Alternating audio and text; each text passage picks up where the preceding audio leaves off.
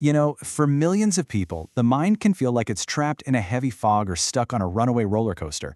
But what if I told you there's an incredible toolkit that can bring back clarity and control? Today, we're exploring the treatments for depressive and bipolar disorders. And the most important thing to know right from the start is this: these conditions are incredibly treatable. So let's dive in.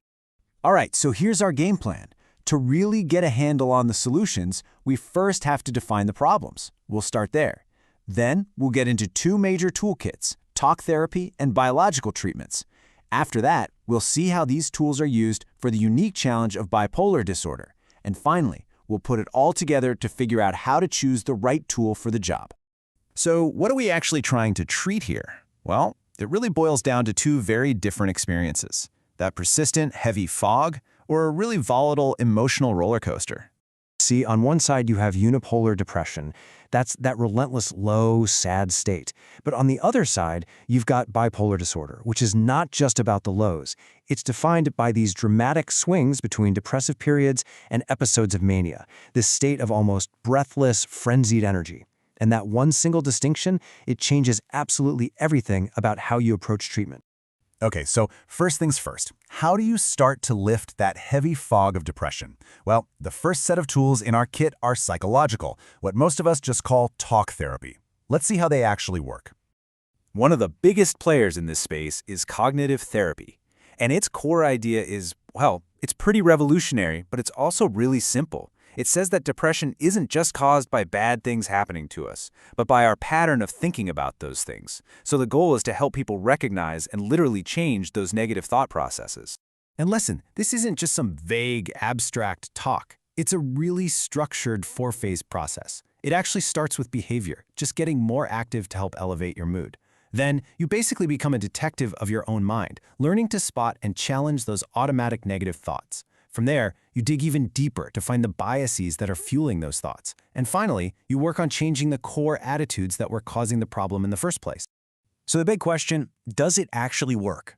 Oh yeah, the numbers are staggering. Somewhere between 50 and 60% of people who go through cognitive therapy see their symptoms almost totally disappear. I mean, that is powerful proof that we can literally rewire our emotional reality just by changing the stories we tell ourselves.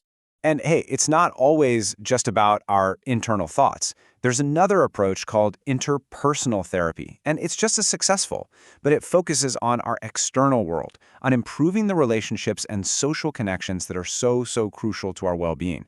It just goes to show you there are multiple, really powerful paths within talk therapy. All right, let's pivot now from the mind to the brain. We're going to move into the world of biological treatments. These offer a completely different pathway to recovery, but as you'll see, they're often very complementary to therapy.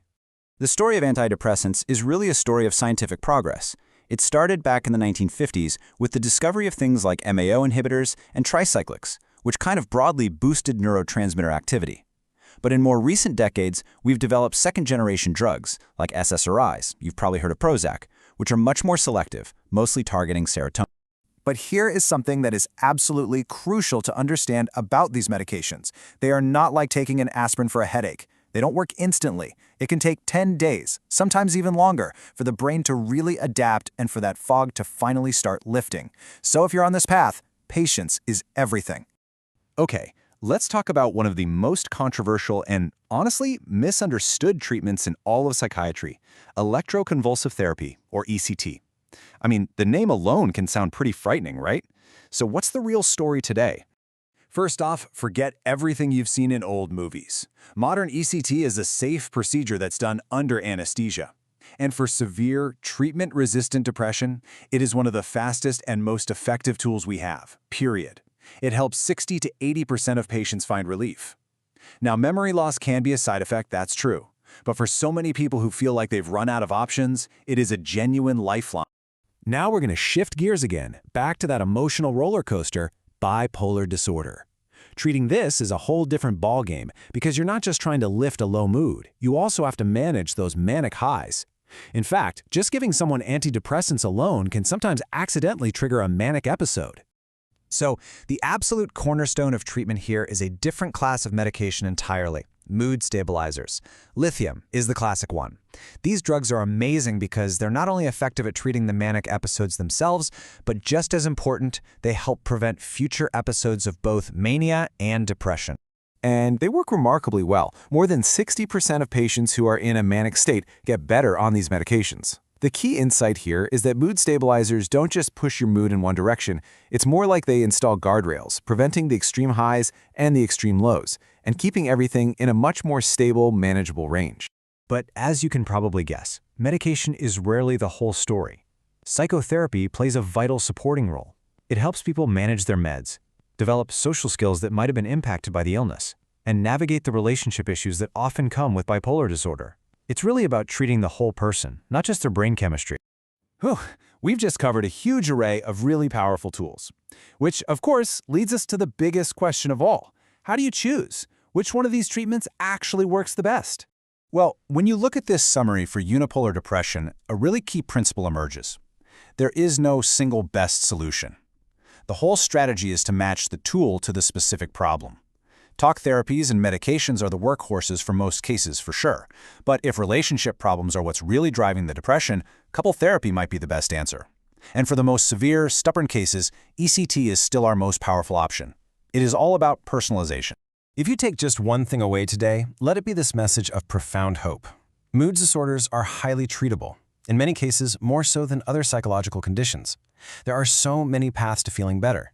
And very often the most powerful path isn't choosing one tool over the other, but combining them, using both therapy and medication to heal the mind and the brain together.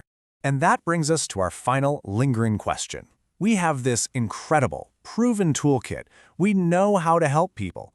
So why do so many people still struggle to get the care they need? Now that's a question that takes us from science to society, and it's definitely something worth thinking about.